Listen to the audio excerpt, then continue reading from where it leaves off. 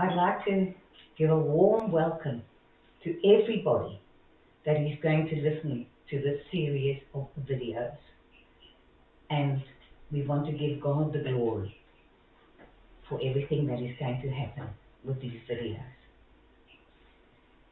I'd like to speak first of all on the walls of our hearts. We have all done something that we regret doing.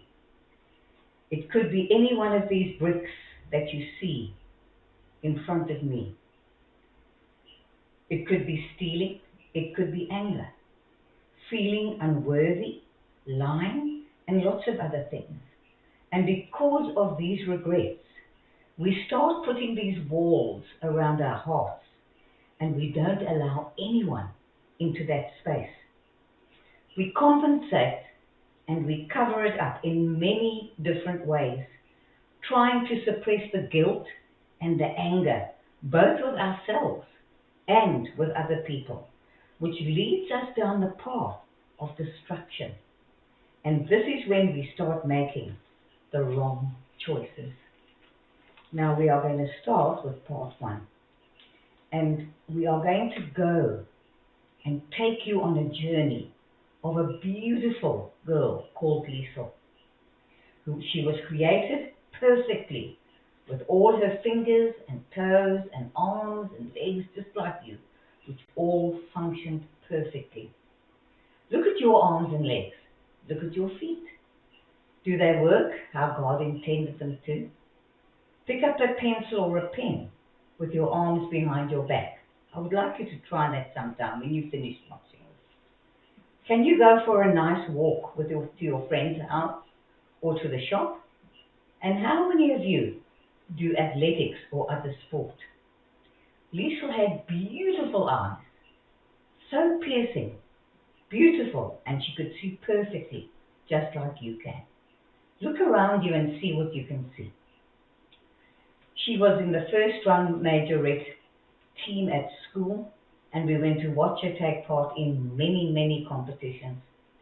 From a young age, unfortunately, Liesel loved to party. She was the first party animal, and she always wanted to be one of the crowd. She always had to be in competition with somebody else. Unfortunately, again, she started drinking and she started smoking at a very early age and started clubbing. She was a people pleaser, and she allowed herself to be controlled by other people because she wanted to be accepted. And who doesn't want to be accepted? We all want to be accepted. And she had no confidence. She felt unworthy. So she had no confidence in herself. So she had to do things to prove to others that she could be just like them. One day, she had a fight with her boyfriend. She was about 15 years old. And she went to see some friends, and they were all sitting there and they were smoking dagga. And they saw she was upset. And they said, "Come, Liesel, come and try this. It will make you feel so much better. Come and try it." So you know what? She did. She tried the dagga, and it gave her a false sense of security. It made her feel great. Wow, she felt like, wow, man. And she just wanted that feeling again and again and again. And one day, she went to work. She was working at the Spur. And she went to work, but next to her bed, when I was making her bed, there was a tin. And I looked in this tin. It was a Mills tin. And I thought, it's maybe Liesel's cigarettes. And I opened the tin, and in the tin, there were seeds. And I was very naive, I'm sorry to say, but I didn't know what it was. So when she came home, because I still thought, seeds, is Liesel going to plant a garden? And when she came home, I asked her, "Liesel, what are these seeds that you've got in this tin next to your bed?" And straight away, she was on the defensive. It's not mine, Mommy. I'm looking after it for somebody else. It's not mine. I've told this friend of mine, I'll look after it. And I still asked her, what is it? And she told me it was the dagga. Well, I didn't think anything of it. My child, like we all think, will never happen to me. My daughter would never do something like this. Liesel got an awesome job with as a production secretary for a television show called Igoli. Some of you might know what it is, but a lot of you won't. But it was a lovely, very popular TV show, and Liesel used to be the production secretary. Then she met all the actors. That was just up her street. Liesel was a party person, and she loved to be in with the in crowd. Liesel was a high flyer, a socialite deluxe. Absolutely. And she joined a modeling company and she started to do modeling. And she also went to London to model. And now she really, really started to party. Now Liesel was in her full element. What does the Bible say about us when God first created us? In Psalm 139, verse 13 and 14 and 18, it says, in the Message Bible, "Oh yes, you shaped me, first inside, then out. You formed me, God, in my mother's womb. I thank you. You are breathtaking. Body and soul, I am marvelously made. You know me inside out. You know every bone in my body. You know exactly how I was made, bit by bit, like an open book. You watched me grow from conception to birth. All the stages of my life were spread out before you, the days of my life, all prepared before I had even lived one day." Now, what does that tell me? That tells me that everyone listening to this, everyone in the world, everyone was created in perfection. Look at someone next to you if you are watching this with someone and say, "God don't make no junk. You are beautifully made."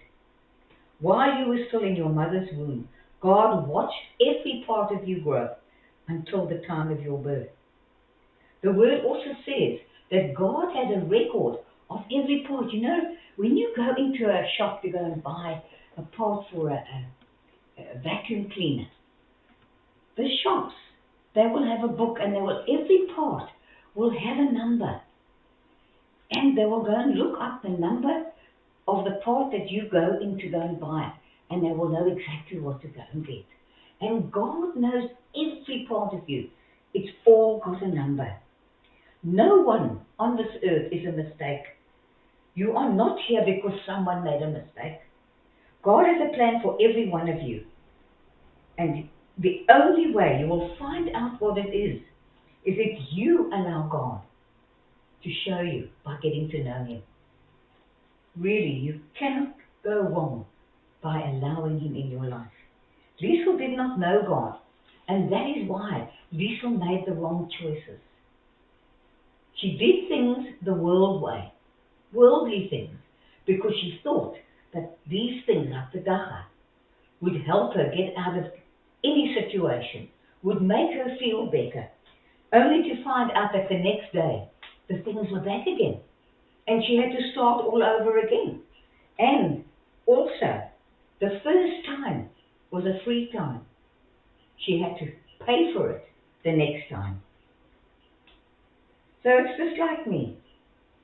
I was shy. I had no self-worth.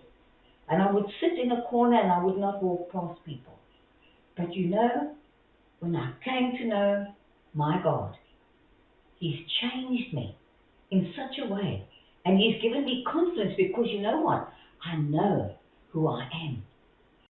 I just want to say that God loves us in spite of the things that we do.